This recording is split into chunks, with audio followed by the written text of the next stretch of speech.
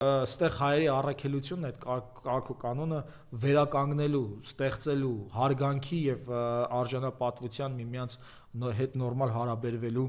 հիման վրա։ Եվ բնականաբար դրա համար է, որ Վարդան Ղուկասյանը, Դավիթ Համբարձումյանը,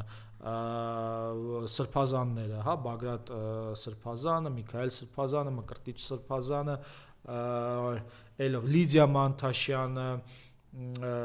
Դավիթ Գալստյանը, Տիգրանը,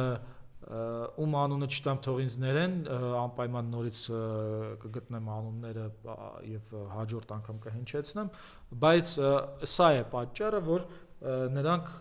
գերեվարված են, որովհետեւ ըստ Իլհամ Ալիևի նրանք ծայրահեղական են, որովհետեւ նրանք ասում են, ախպեր, դու չես կարա մեր ունեցածը գողանաս, մեզ սպանես, մեր